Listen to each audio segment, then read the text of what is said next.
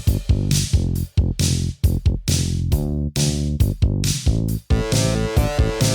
got you into a Remington party. What's my thanks? It's on the hallway carpet. I got paid in puke. Lick it up, baby. I got paid in puke. Welcome to Paid in Puke, a podcast where three women with names discuss movies about something other than a man. Paid in Puke is hosted by Annie Malone, Christina Barr, and Jessica Baxter. It's also a spoiler-filled free-for-all. You've been warned. On today's episode of Paid in Puke, we're carrying a watermelon for Emile Ardolino's 1987 classic drama, Dirty Dancing. Written by Eleanor Bergstein and starring Jennifer Grey, Cynthia Rhodes, and Jane Brucker. The heat is in the music. The music sets you dancing. The dancing sets her free. Best Strong Pictures presents Dirty Dancing. She thought it would be just another summer vacation. Who's that? Oh, them. They're the dance people. But it turns out to be the time of her life. Watch me now. I can't even do the merengue. He teaches her what she can do.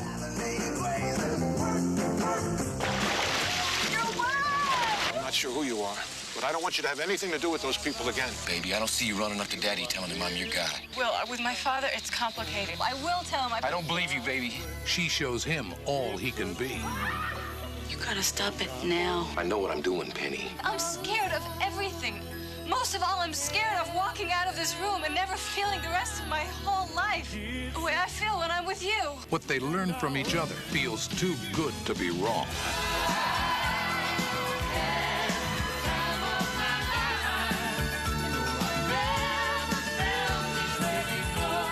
Dirty Dancing, starring Patrick Swayze, Jennifer Grey, and Cynthia Rhodes. Get ready for the time of your life. Dirty Dancing tells the story of Frances Baby Houseman, a young woman on her last childhood vacation with her family before venturing off on her own. Conflict arises when Baby becomes entangled with the marginalized entertainment staff of the Catskills Resort. Oh, and it's summer 1963, by the way. That's important. I mean, I'm sure you all have seen this movie before, right? Yes. Yeah. Wait, what year did this movie come out? 1987. Okay. This was like the number one slumber party movie of 1987. Yes. Oh. Yeah, I watched it at slumber parties. Yeah. I remember having somebody try to explain what was going on, like, with the pregnancy. The procedure. Yeah. That's a great question out the gate. Like, did any of you understand what was happening the first time? I was 15 Okay. when I saw this, and yes. Actually, it's a funny memory for me, because I saw it in the theater with my dad. I don't remember who else, but I very vividly remember when Baby is asking her dad for money, and he says it's not anything illegal, is it? And my dad, like, in the loudest whisper to me, is like, in those days it was! No, Dad! So I definitely knew. I knew even really before funny. my dad did that elaborate stage whisper, but I remember, like, my friend Shara, we were at a slumber party watching it. She's, like, 10, and she's trying to explain this to me, and she's like, okay, so this guy did it with her. And it was like... did it with her. Yeah. Did it. I'll bring that back. Like, that's what I remember, having her explain Dirty Dancing to me. So I just did the math and I realized I was like 9 years old. I totally thought I was thinking like I was my daughter's age. She's 11, but I was even younger. So no wonder I didn't know what the fuck was going on. But I knew I loved it. Yeah. I was very conflicted even then by some of the like almost embarrassing tonal swings. Oh my gosh, this movie is so chaotic. And it really is. Johnny is so cringe. It's just like, who wrote this character? He's such a little girl sometimes. You're not going to tell him I'm your guy. Oh, yeah. I know. I don't see you fighting so hard, baby. I don't see you running up to Daddy telling him I'm your guy. I will. With my father, it's complicated. I will tell him. I don't believe you, baby. I don't think that you ever had any intention of telling him. Ever. They've been, like, dating for 2 days or something, and he's like, when are you going to tell your dad about me? So like, Jesus, Johnny. Yeah. I mean, are we getting married, or what the fuck? Like, I think it's pretty clear at the end. They have a conversation that's like, this is a fling, and it was really great for both of us. I'll never be sorry. Neither will I.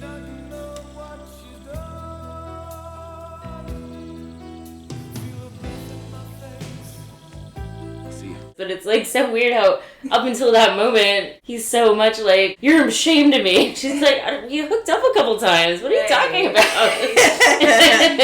It's such a strange time to go tell Daddy. Oh, I know, and he's just so, like, these women wouldn't be treating me like this if they didn't like me. You gotta understand what it's like, baby. You come from the streets, and suddenly you're up here, and these women, they are throwing themselves at you, and they smell so good. And they really take care of themselves. I mean, I never knew women could be like that, you know? And they're so rich, so goddamn rich, you think they must know about everything. And they're slipping their room keys in my hands 2 and 3 times a day, different women. And so here I think I'm scoring big, right? And for a while you think, hey, they wouldn't be doing this if they didn't care about me, right? That's all right. I understand. You were just using them, that's all. No, that's not it. That's the thing, baby. See, it wasn't like that. They were using me. And it was just like, oh my God, are you serious? You're like 35. Like, come on. Why is this important to you? Well, he's just like, they used me, though. Right, like when she says, so you're using them, and he's like, no, they used me. But before that, he says something like, they wouldn't be doing this if they didn't care about me. Yeah, like, that's a weird read. Come and then she says, oh, so you're using them. And he's like, no, they're using it's so... Huh. Is it possible you're not particularly self-actualized, Johnny? I know. I guess he's supposed to be like early 20s. I think he's supposed to be, yeah. Oh. He's always just been so much older, seeming to me. Well, he is. She was like 27 and he was 35. She was 27? Yeah. Oh my God. But she's playing like 19 and he's playing like 22. It is no real teenagers really... in 1987. I know. Yeah. I mean, I would never have known she was that old, but that's weird. Yeah. A 27-year-old is an 18-year-old.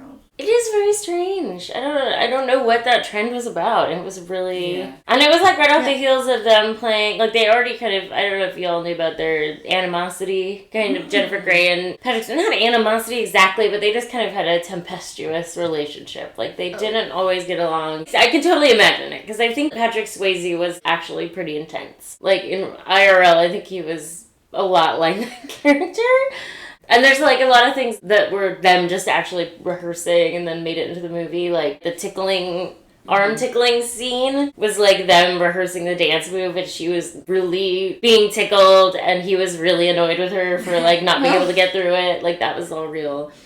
So that's kind of what's going on with them. But she kind of really hated him when they were on the set of Red Dawn. Oh, they met when they did Red Dawn together. And again, they were like adults playing children in Red Dawn. Oh my God, I have never seen that. Isn't that about like... It's dumb. It's super dumb. I think it's only memorable because it was the first PG-13 movie. And then also that it's like a lot of up-and-coming... It stars a lot of up-and-comers of the 80s. But it's like a small town that gets taken over by Russians and then... Oh, right. Yeah, it's up to the kids to fight them. Yeah. So much Red Scare oh my God. in the 80s. For real. And who else is it? I want to say like Rob Lowe. I don't know. There's like a lot of people who later became extremely famous. It's basically like everyone from The Outsiders was also in Red Dawn. Yes. Anyways. Shut up. Hot Probs is on. Oh shit, yeah.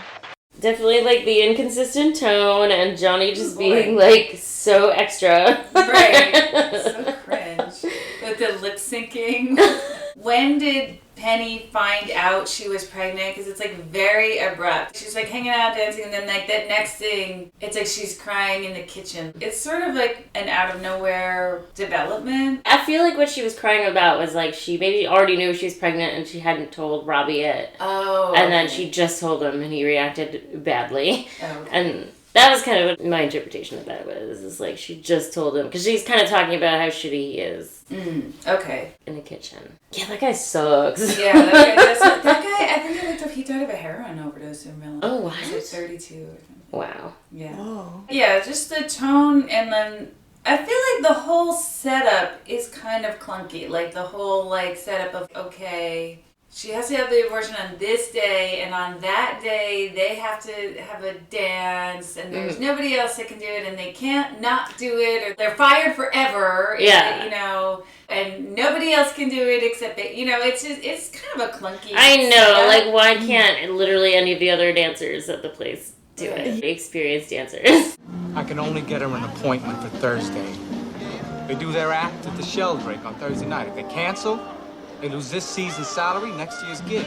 Can't someone else fill in? No, Miss Fix-It, somebody else can't fill in. Maria has to work all day, she can't learn the routines, and Jenna has to fill in for Penny. Everybody works here. What, do you want to do it? Want to take time out from Simon Says?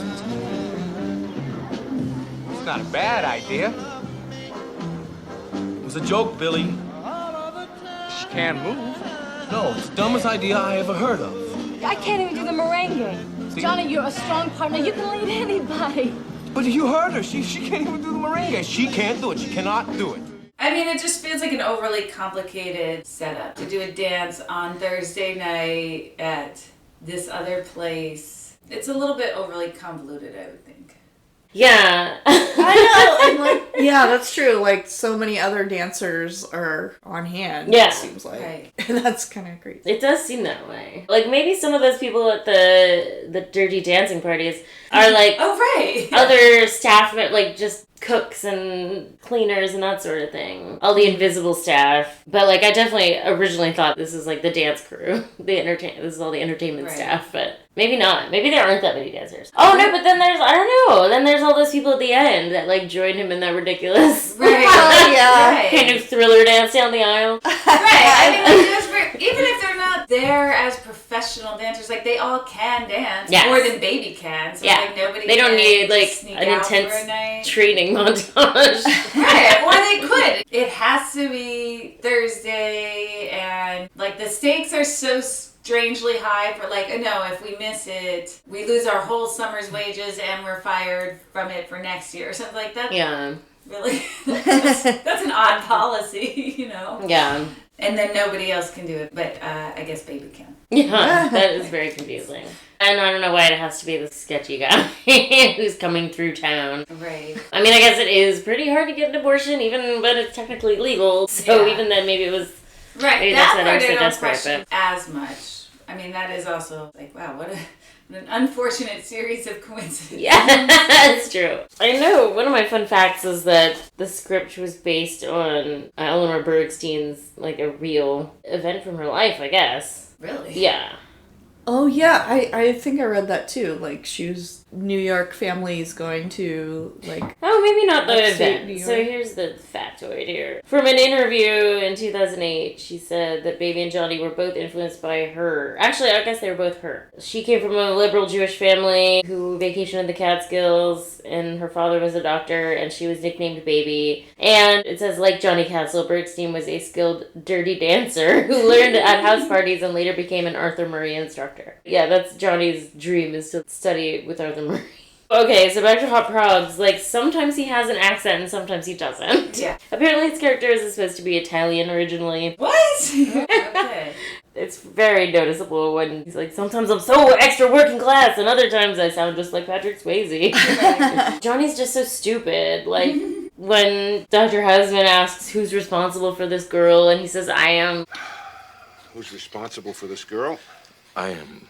Like, how did he not know what he meant? Right. And how it was going to be taken? The, like, misunderstanding is so annoying. Right. At the end, when he leaves, like, first of all, it's like, supposedly this is like her first love, and she, like, does not seem very sad. Like, for a teenager saying goodbye to, like, their first love, she does not seem, like, very sad about it. She's pretty chill about it. Yeah. And especially coming after that, like, scene in his loft when she's like, I'm scared of walking around in this world. Right. I'm scared of everything. I'm scared of what I saw. I'm scared of what I did, of who I am. And Most of all, I'm scared of walking out of this room and never feeling the rest of my whole life the way I feel when I'm with you. Just for like a teenager to be going through any kind of breakup and being that chill seems like not real. But also, like, where did he go? Like, he left and then comes back. Like, where was he going? Yeah, I don't know. Like, I'm just off. Goodbye. I lost my job, so I have to leave town. Yes. And like his very goofy speech when he comes back, like with the record. Like, I'm looking so and I watch cheesy. it, like, all these people are like, what the fuck? Sorry about the disruption, folks. But I always do the last dance of the season. But this year, somebody told me not to.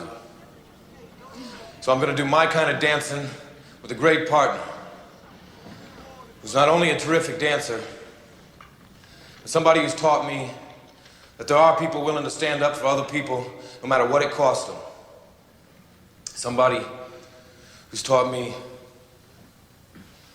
about the kind of person I want to be. Miss Frances Houseman.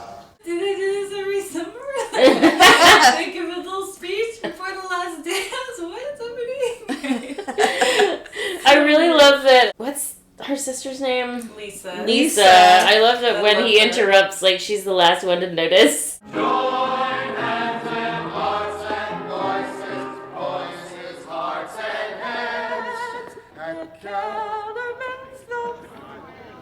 She's still singing. She rules. Her song rules. Her performance She's was so funny. She apparently wrote the lyrics to that ridiculous song by herself. And you can walk all you want, and you can walk while I walk away, away, away.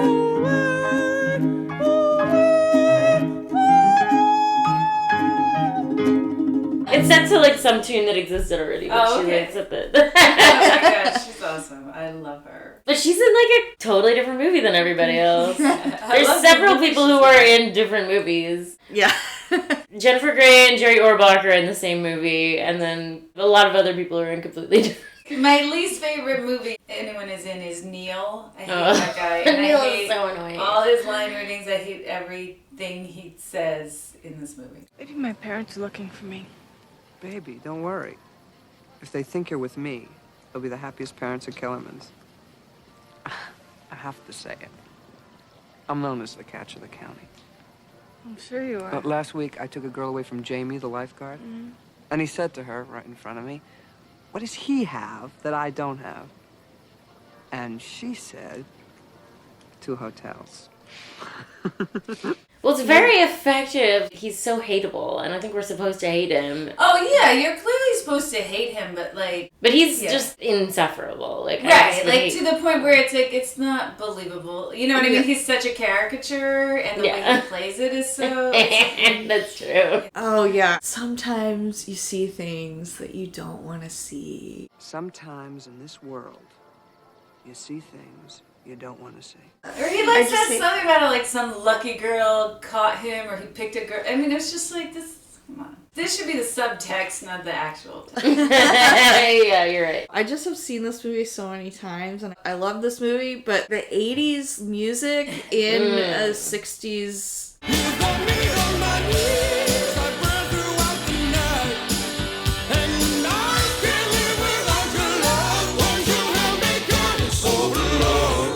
And then the hair is very 80s hair in the movie, too. Yeah. And I just...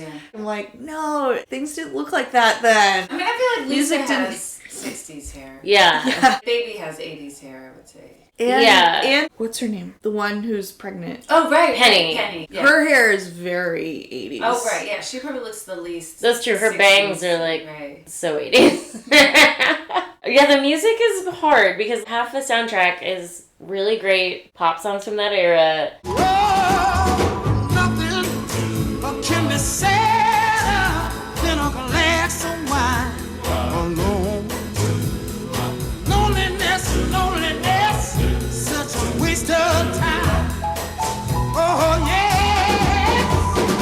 And the other half is like the cheesiest fucking 80s music of all time. Yeah. Like, not good songs. Am I just fooling myself that she'll stop the pain?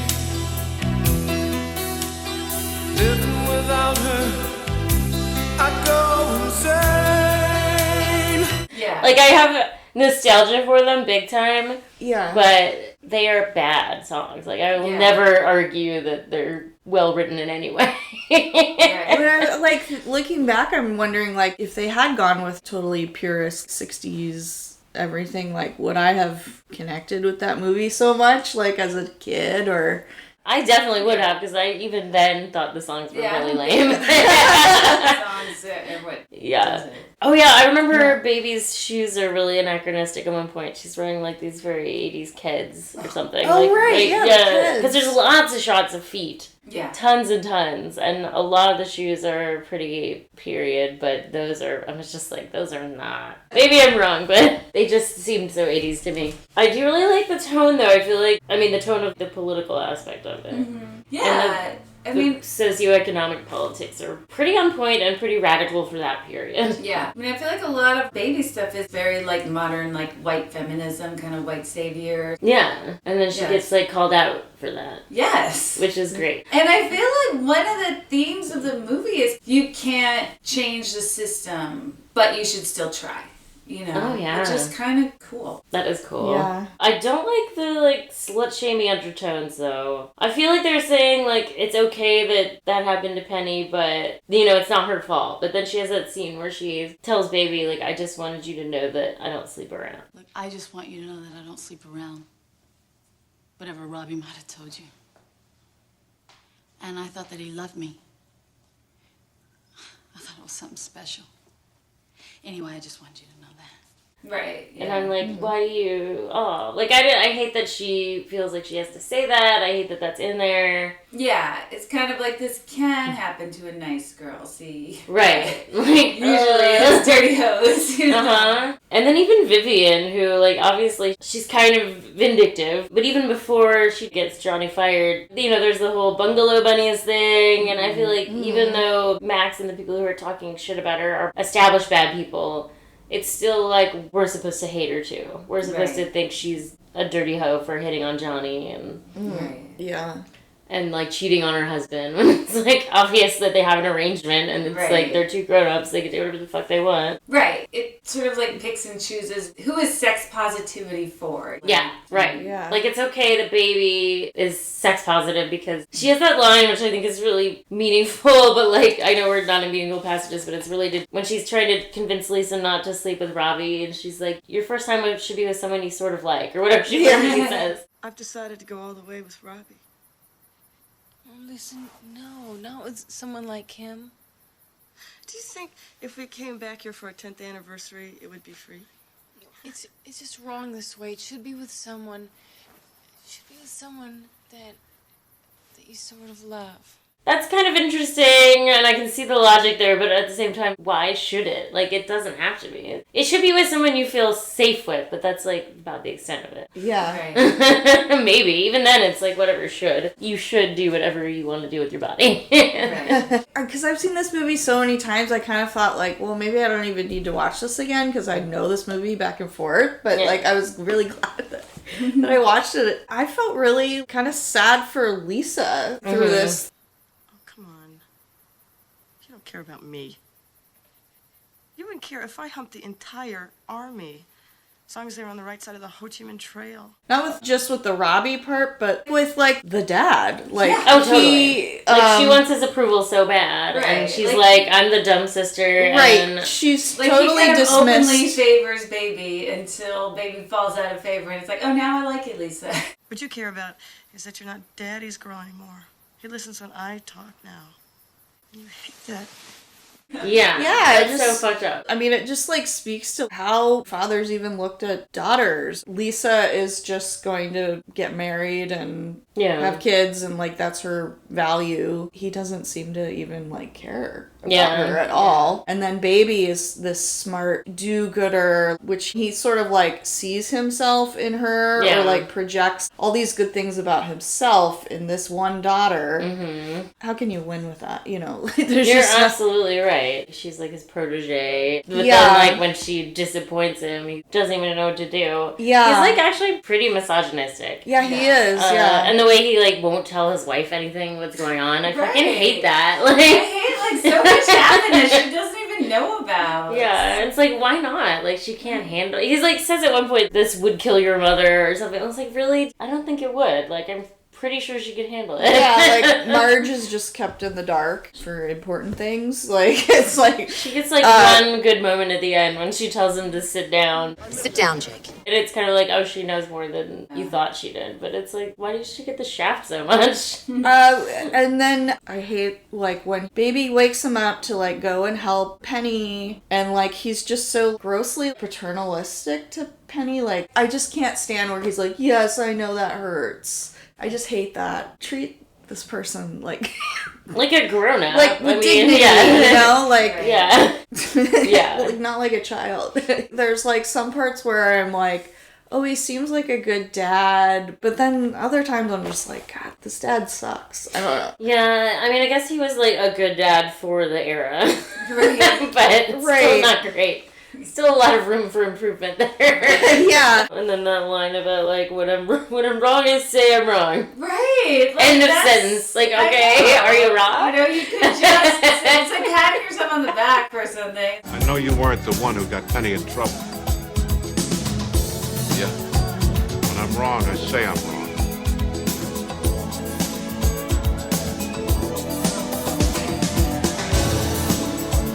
You look wonderful out there. You could also just say that you're wrong. Yeah. Right, That would yeah. be much more meaningful. When I'm wrong, I admit it. Wow. Cool. Exactly. And also, even that whole thing is, what does it really matter if he was the one that got her pregnant, you know? I mean, it's just weird to me. Sometimes I feel like people have this weird standard about sex. Like, it's okay to be sexually active, but it's not okay to have an accidental pregnancy or something, or it's okay that this happened to Penny. Like, it's not okay because Robbie got her pregnant and just, like, absolved himself of responsibility, but if Johnny really had been the one, like, he's right there. You know what I mean? Like, is it... Like, why would it have changed his opinion of him if it's just like, yes, I was the one who got her pregnant and this is what we did about it, you know? Right. And he's right there for her, you know? I mean, it's just sort of like, why is that, you know? Is it just because abortion is illegal and he's like, well, you should have married her and had the baby? I mean, I feel like that's a lot of jumps because, I mean, it's like, it seems like he doesn't have any of that towards Penny. Like, oh, poor Penny is a girl in trouble. You know? I mean, I don't know. I mean, if that is it, then I feel like that's a lot of leads. I mean, that's assuming a lot. Like, okay, obviously Penny wanted to have the baby and marry him, and he sent her to this butcher, and then it's like called baby even dad. just like phrasing it, who is responsible for this girl?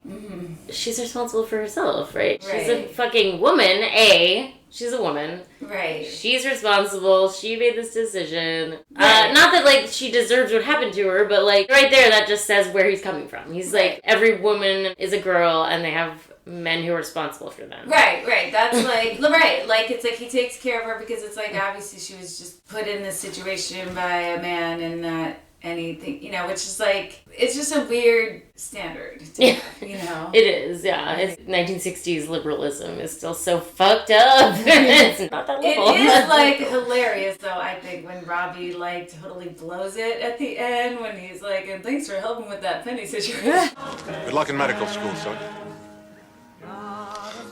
And I wanted to thank you for your help with the Penny situation. Because we've all gotten into messes like these. What? I thought Baby told you. Look, I'm not sure. I mean, Penny said so, but you know with girls like that, they're liable to pin it on any guy around. Idiot. He's so dumb.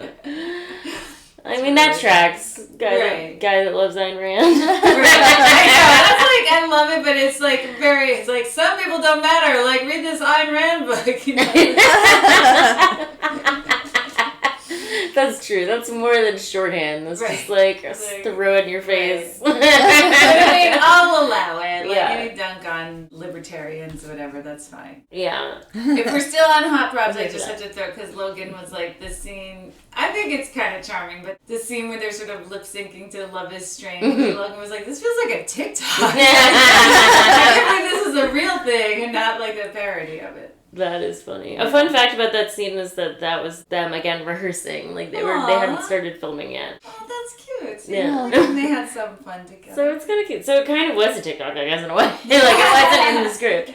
Yeah, they did manage to, like, work it out, I think, but they just weren't ever going to be, like, best friends afterwards, I guess. I have another hot prob that's pretty on brand for me, but oh my god, I hate it when he breaks the window on that beautiful Chevrolet. Lock the keys in the car.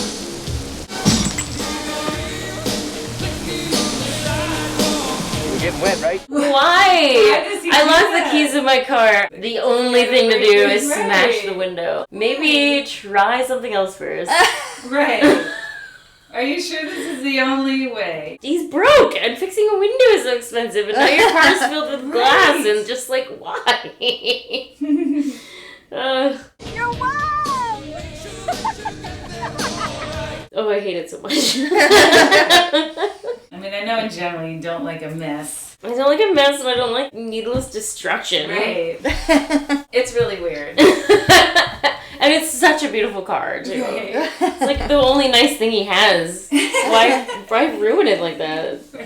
And then later there's like a wood plank up against the window. I know, you can't afford to fix that. Just another moment of Dr. Houseman being a hypocrite. When Baby's like, it was the Schumachers who stole all the wallets. Mm-hmm. And he says, you don't go around accusing innocent people. Right. Like, oh, wait, I don't think you do. Right. Yeah. Maybe Johnny didn't do it. Anyone could have taken it. Maybe it was, you know, it could have been that little old couple, the Schumachers. I saw her with a couple of wallets. Sylvia and Sydney?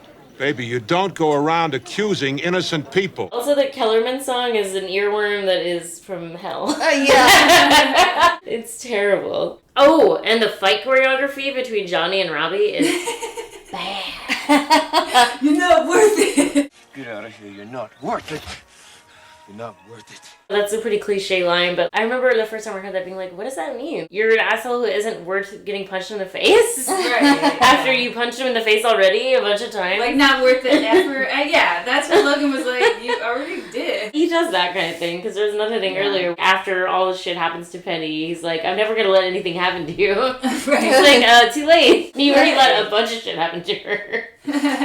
Plus, I don't know, I always think about that line from Finding Nemo. At the beginning, Marlon's like, I'm never going to let anything happen to you, and then at some point along the way, they're like, that's a weird thing to say to your son. Yeah. You're never going to let anything happen to him. And you also just don't have that power. Yeah, exactly. But yeah, no, the fight choreography is like, you can see punches not really landing in a couple places. I don't know why they botched that so bad.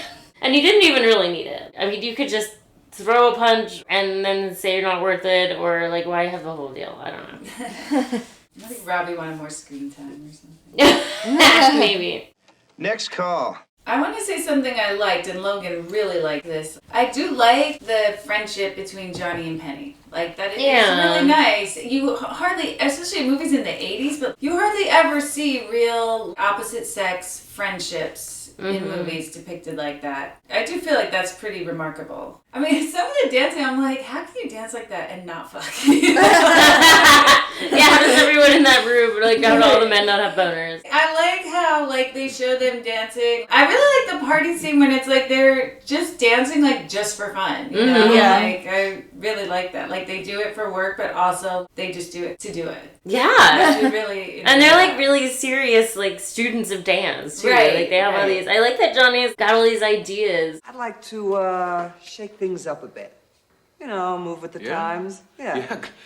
I got a lot of ideas. I've been working with the staff kids on this like cross between this Cuban rhythm and the soul dance. It like goes. Whoa, boy! It's way over your head here. Now, I thought you always do the mambo, huh? And why not dance this year's final dance to the pachanga? Right. I looked up the thing about the pachanga because I was like, why is he so down on the pachanga? A little wimp. He would know a new idea if it hit him in the pachanga. He wanted some new ideas. I could have told him some new ideas. I didn't know what it was. I looked it up and it was a really popular, like, he's like, we're going to do something new. And then he says something that is very popular and not even that new. It was like a couple years old at that point. And then what Johnny wanted to do was like a fusion kind of thing. He's smart about dancing. He's dumb about everything else, but he's smart about dancing. And he's actually a pretty good teacher, it seems like. At least from the montage is done well, where it's like she's convincingly not very good at the beginning and convincingly been taught to dance by the end. Right. And I love the scene too of like, you know, that practice montage when she's like dancing by herself on the steps. How it can be so infectious to do stuff like that. You know? Yeah. I love that. Yeah, that she's just like really rehearsing. Yeah. She's so cute. I really love her. Yeah, that scene's adorable. The number they did at the Sheldrake is the same number they do in the end, and it's like very different music, and like just seeing how a song can transform the same moves. I just really like that. And he's just such a great dancer. I think anybody dancing with him could look like an amazing dancer too. I love dance scenes in movies. Like, yeah. They really are. Even though his dancing is also fairly anachronistic, I mean, I guess the idea is that he's like a forward-thinking choreographer, but he just does some of the craziest, like, and he loves to throw gymnastics moves in there. I don't know if y'all knew the fun fact about Patrick Swayze is that he started out as a professional gymnast. I didn't know that. Oh, wow. Yeah. Oh, I guess I have like a Patrick Swayze hot prog, which is just that he was kind of a hothead at IRL, and that scene on the log, he just kept insisting on trying more shit on the log, and actually like injured himself a couple times. Oh, wow. It's like, dude, you're a principal actor in this movie. Like, now's not the time to do it.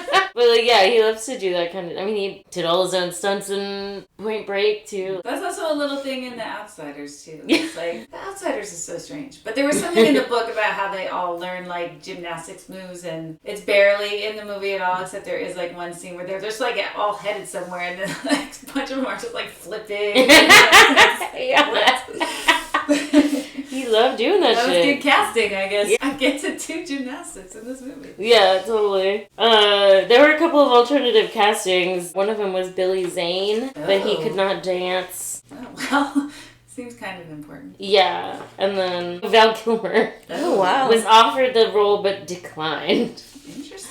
It is interesting. I know. I could see it. Like, what else was he doing then? Like, is that when he was, like, Real Genius, Top Secret? Yeah, I think so. Interesting. Yeah. I kind of like that. Like, that was more his vibe, you know? Totally. Or he started underlining meaningful passages in her copy of Moby Dick, if you know what I mean. Oh my god. I have so many. I feel like almost every line is iconic. But I picked a couple deep cuts this time. Put your pickle on everybody's plate, college boy, and leave the hard stuff to me. Yes, that's one of mine. Put your pickle on everybody's plate. You think you can keep that straight, Johnny? What you can't lay your hands on?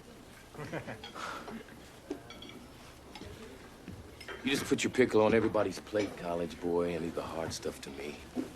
Whoa. That is a really good one. And he's like, pushes the napkin down at the end and walks away. I love that. You already knew about Penny and Robbie, I guess. That's why they have the animosity. A little bit watching this Thursday night was kind of relevant to my life in several ways, but when he's like, it takes a real saint to ask Daddy. Oh, yeah. I really like that line. You mean Robbie? No, you were right about him. And what'd you get it? You said you needed it. Is this kid for real?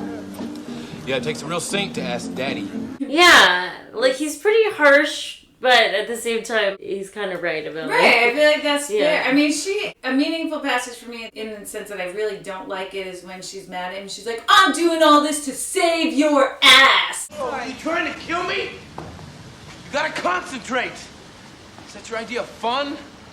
Oh, yes, as a matter of fact, it is. We're supposed to do the show in 2 days. You won't show me lifts. I'm not sure it turns. I'm doing all this to save your ass. What I really want to do is drop you on it. That's like peak white feminism. It's like, I'm the real story. So I'd like that he kind of calls her on that. Like, yeah, that was helpful, but it's just like, you have a rich dad and he gave you money. Mm-hmm. You know? Like, don't act like you're a fucking saint. Pulling this, like, heroic stuff, you know, like. Yeah, that's true. I really, like, it's a great room when she goes to his loft. Oh, yeah. That's really funny. Guess it's not a great room. You probably got a great room. No, it's a great room. But I feel like she really means it, too, because, like, she's kind of romanticizing his life a little bit. Yeah. Where she's like, I'd love to have a sparse loft. Right. And, like, when she says that to Penny, like, oh yeah, I envy you. So you're really a Rockette. I think you're a wonderful dancer. Yeah, well, my mother kicked me out when I was 16. I've been dancing ever since. It's the only thing I ever wanted to do anyway. I envy you. Yeah. Fuck you. I got kicked out of my house and had to do this to survive. Yeah. Like, that's a thing. People romanticize poverty in a lot of ways. Absolutely. It's like that Common People song. Yeah, it's just like that. Yeah. I mean, but she's like, well, it's different coming from me because, like, I want to also help, but it's like, well, it's not that different. Definitely get the sense that she's not had a lot of serious problems in her life. Yeah. Thus far. Definitely not. I know, I wonder whatever happened with that Peace Corps thing, because, like, the Peace Corps can be a real rude awakening for some people. Oh, yeah, it should be with someone that you sort of love. That's really I love how Lisa is like, well, it's a couple of different times. She's like, I've decided that tonight's the night with Robbie. Yeah. He doesn't even know it yet. Oh, I really like it's more the line reading than the line, but when she's like, but Daddy, I was going to sing this show. Yeah. I was going to sing the show. No, we're leaving tomorrow. Miss the weekend traffic. But Jake, we're paid up till Sunday. Daddy, I missed the show. I said we're leaving tomorrow. But Daddy, I was going to sing in the show. I love, like, the way she says it was so strange.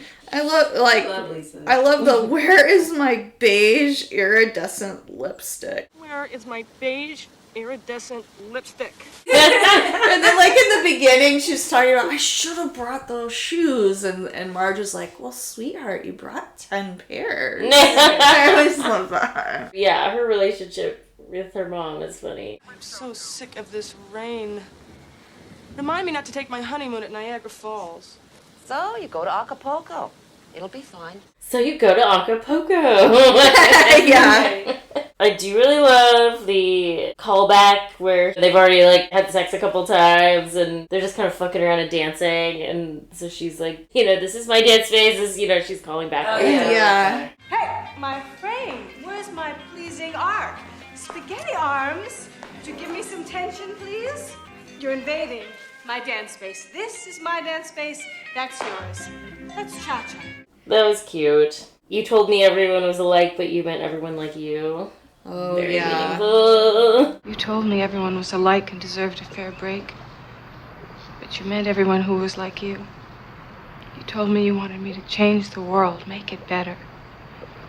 But you meant by becoming a lawyer or an economist and marrying someone from Harvard. I always felt like that was such a great moment between both those two actors and the two characters on the dock. Yeah. It's really well acted. And it really seems like it's in a different movie than the rest of the movie. Yeah, that's a great scene. It's like she's confronting him and it's not like so much about, I don't know, it's like... Well, she's apologizing, but like she's like, but also you need to apologize. Like, she's like, we owe each other apologies. And she's like not backing down from that at all. Yeah. Yeah, I like that a lot. But he doesn't apologize. He just sits there. He never apologizes. He says he would if he meant it, basically. He's like, when I need to apologize, I do. There you go. And I really like that moment between Lisa and Baby on the bed. Baby, undo your hair. You could look pretty if...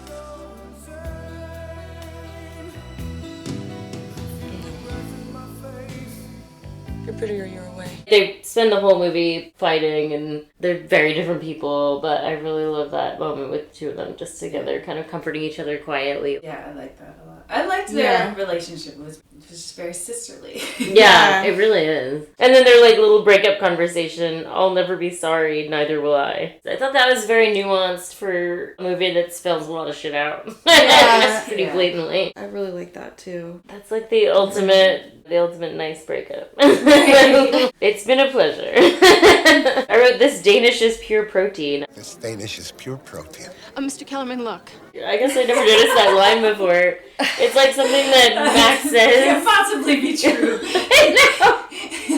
The nut flour in this Danish. What did they think protein was? Is it because of the cheese? Yeah, that's what pure protein. Pure protein. No flour, no sugar. The end where he's like talking to like the band leader. We've seen a lot of things over the years Oh my or whatever. You and me, Tito, we've seen it all, huh?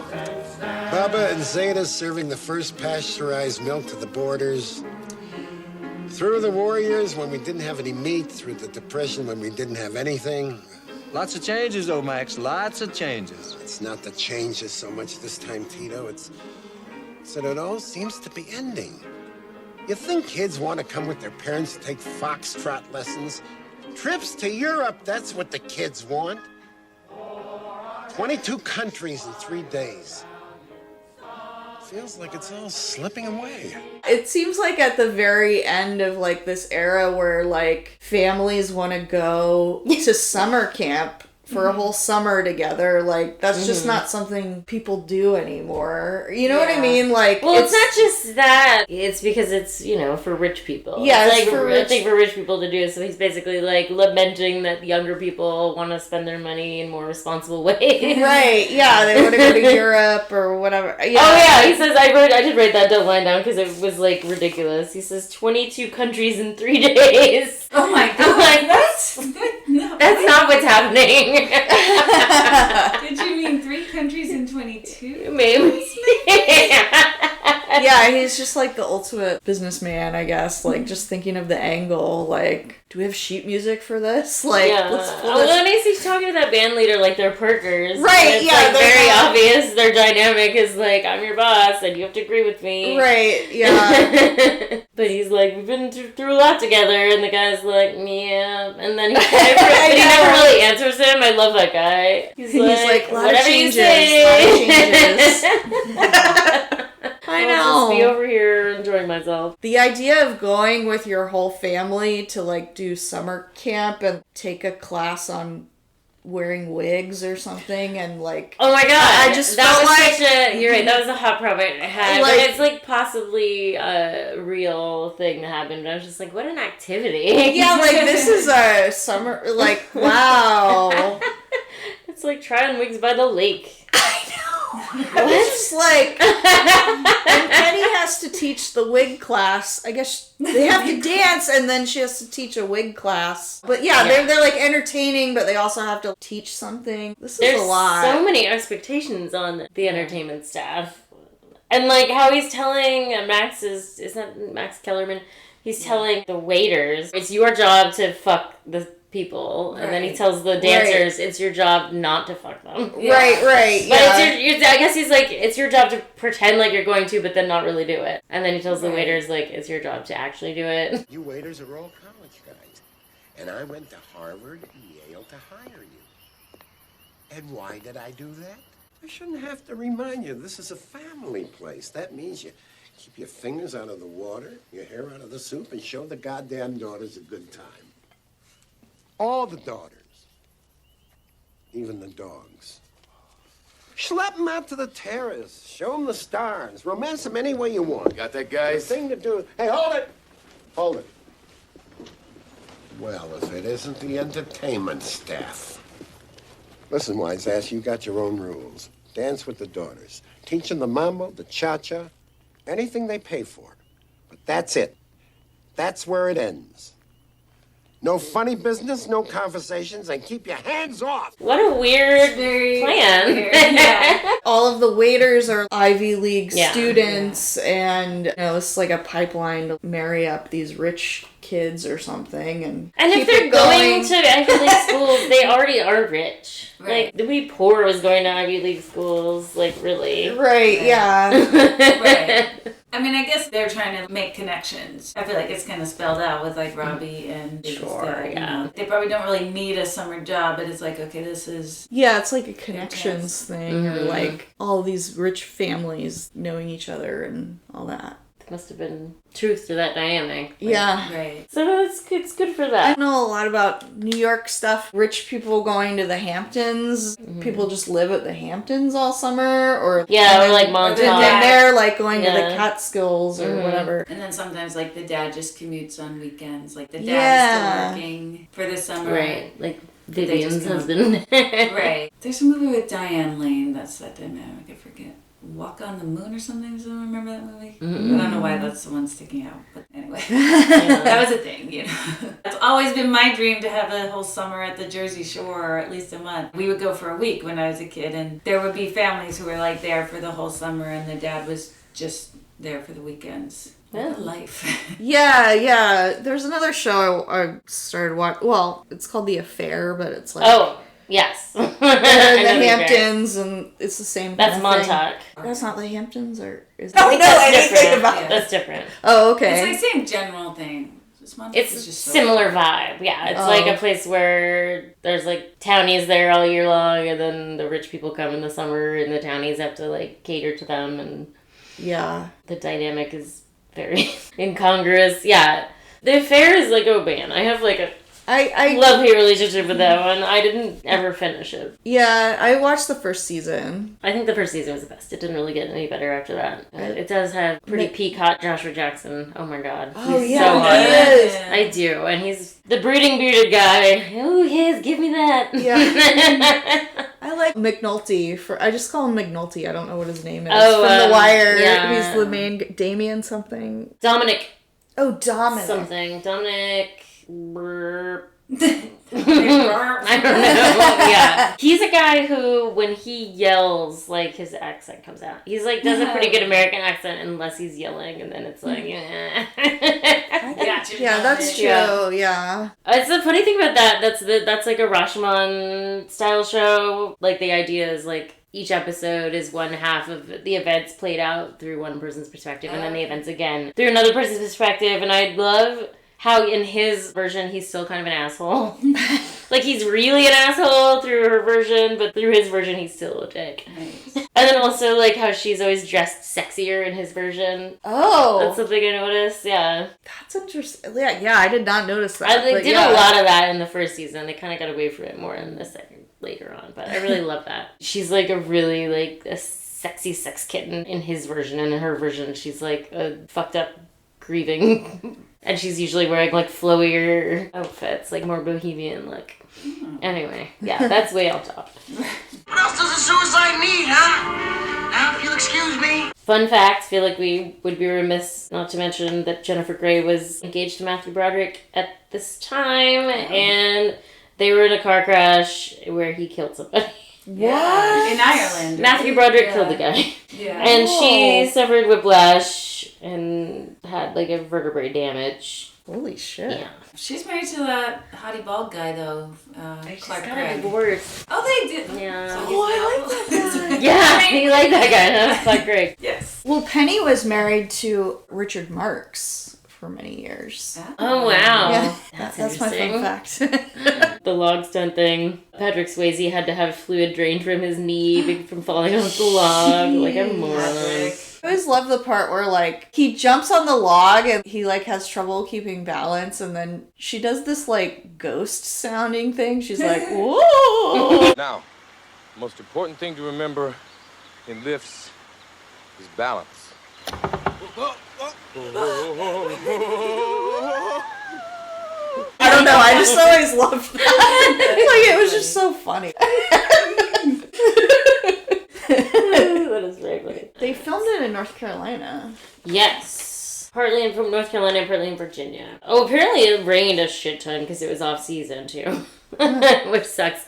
And they were very cold a lot of the time. Aww. I hate that. I hate that for actors so much. Oh, and they had to be in the lake? Yes, and That apparently sucks. like the reason there aren't any close-ups of their faces in that shot is because their lips were blue. Oh my god. Because they were so cold. And like you can really feel it when he throws her and she lands. She's just like, ah! Good. You like to no.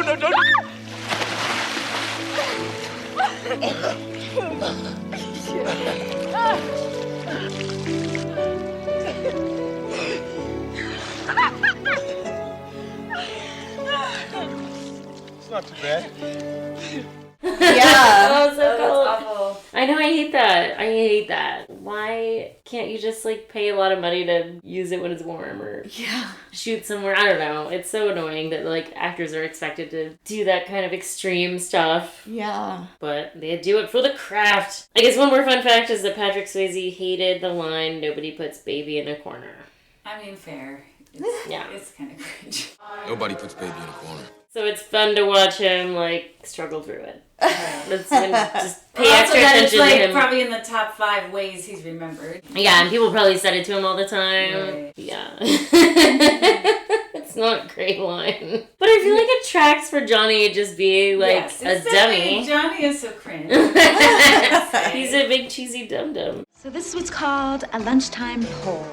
So, the Lunchtime Poll, which was written by Logan Green, which is a great one, I think. So, what was a pivotal moment in your radicalization, I guess, is what we'll say. Okay. Yeah. I'll go first. Just 'cause Oh, okay. I feel like I've had so many, but the one that is standing out, something that happened that made you realize you had to look at things differently, or that things weren't as black and white as you thought, you know? This is like a very Seattle-centric story, but a couple of years ago when there were all those allegations about Dave Meinhardt, who's a guy that owns a bunch of places in Seattle. So people were boycotting the places that he owned, like Lost Lake, and then somebody who worked at Lost Lake put an editorial or something in The Stranger saying, this boycott of Lost Lake is really not hurting Dave Meinhardt at all. Like, Dave Meinhardt was super rich, he was going to stay super rich, you know, and she's like, so now all the, like, well-intentioned people aren't here, so people who are working here are making so much less money, and, you know, like, yes, you can be looking for another job, but, you know, I feel like some of these people are like, well, then just quit, and that's not a simple thing, okay, just change jobs. That also, she said, we're doing so much less business, but the people that are coming are kind of like the assholes, you know, that are like, they're coming to make a point to show their support for Dave Meinhardt, who, you know what I mean? So it's like, thanks for boycotting Lost Lake, guys. For me, I was like, you know, I don't really know, like, what is the right thing to do, because, like, I don't want to go to Lost Lake. I don't want to go to one of Dave Meinhardt's businesses, but then it's like, well, who is that helping? Like, is that a performative allyship type of thing? You feel better that you're boycotting this guy's businesses because he's a bad guy, and then it's like, well, who did that really affect? Who did it help? Who did it hurt? Yeah, you have to really think about your protests a little bit more. Right, yeah. And that sort of speaks to a more general thing of, like, what does it mean to be an ally, or just, like, how much of what you do is just performative, you know? And which I will cop to a lot of what I do is limited to performance, you know? It's hard to know. Yeah. It's really hard to actually enact real change. Like, you actually have to put your body on the line to do it. That's too much for some people, or for a lot of people, and it's understandable too, because it's like YOLO in the sense that you gotta choose what you're gonna do with your life. But yeah, there's a lot of considerations. Yeah, like, how do you what do we do? Yeah, that's kind of how it feels. And then also, you know, at the end, it's like, when was the last time I had gone to Lost Lake before that? It had probably been years. You know, it's like, sometimes, like, you boycott something that you have never gone to or never were going to anyway. And sometimes you can say that as a joke. Like, I remember Gucci did something, and you're like, well, I am now boycotting Gucci. Like, I wasn't shopping there. Like, I'm boycotting Tesla, maybe, you know what I mean? Like, stuff that you weren't, you know, you want to express yourself with your dollars, and it's like, I wasn't putting my dollars there anyway, you know. Or stuff like boycotting Walmart when there's, like, not a Walmart around. Oh my god, yeah. Well, mine's about, after college I moved back to Gainesville and I worked for the College of Public Health. I was a research assistant on kidney cancer research study, and part of the job, or most of the job, was driving around Florida and Georgia interviewing cases and controls, and we would pay people $20 for their time. And we went to a lot of homes that the conditions people were living in were just so hard, and a lot of the people, they worked at Walmart. And that was the first time where I really got I'm sitting in their homes and talking with them about their lives and learning how hard their lives are. And I never really had thought, even though you have a job, you can still, I guess that concept was, I was just out of college. It really woke me up a lot, and learning how the system we live in this country doesn't really, just how many people are struggling. I think that radicalized me. I just remember when, so I grew up in Richmond, Virginia, but I kind of lived in like a suburb of Richmond. But my school was near downtown, and everywhere we hung out was kind of near downtown. But the word was there were like these 3 blocks in this certain part of downtown that were safe to be in. And then everywhere around that, apart from the university, was dangerous. And I just remember walking around a little bit outside of that border of the 3 blocks where like all the punk rock clubs and coffee shops were, and just noticing it didn't seem that dangerous, but it did seem like a place that was full of brown people. And just kind of dawning on me like, oh, these are people living their lives, and they're just shopping and they're just eating and whatever. Like, there's nothing dangerous going on here. It's like just this is where the black people are. And I'm just kind of realizing like, oh, when people say dangerous, that's a code. Yeah. That really changed my perspective. And also the backdrop of that being that it was like near Monument Avenue, which it was where all the Confederate monuments were. Oh, And where it they was, like, tore down that... They did finally tear down the it's Robert all E. Lee spray statue. painted. Yes, and that was in like the dangerous part of town. And it was so wonderful how over like the last year basically, or 2 years even maybe almost, that statue got covered in BLM graffiti and ACAB graffiti, and there was like a beautiful portrait of George Floyd at one point on there, and like it just kept getting layers and layers of just awesome radical graffiti before they finally took it down like a week ago. They left the pedestal up though, which is really cool because the pedestal has all the art on it. Oh, nice. And so That's I awesome. hope they leave the pedestal up for a while, or like let someone put a permanent mural on or something. But like, yeah, that was just something that I noticed, and I was like maybe 16 or 17, and I was like, Yeah.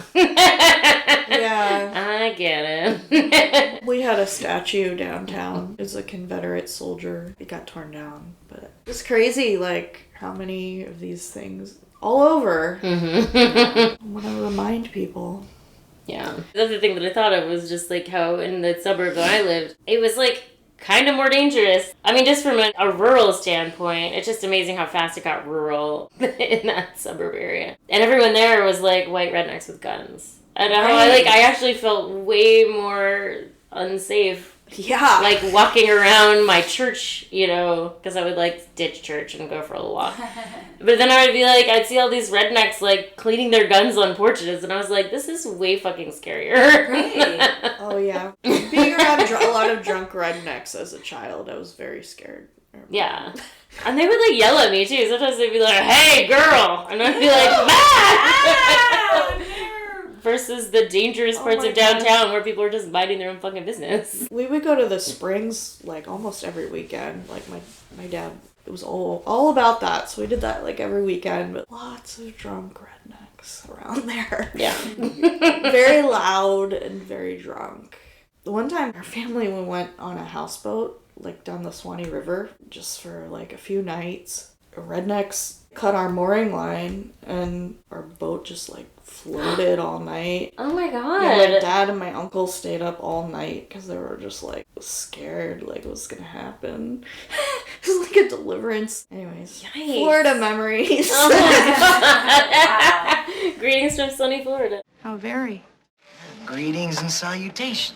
So I was gonna do North Carolina because we hadn't done that yet, and because Dirty Dancing was filmed in part in North Carolina. Oh, nice. Hey, North Carolina. Hey. You're pretty cool in parts that I've been to, but there are some scary rednecks in North Carolina, but there are also some cool places.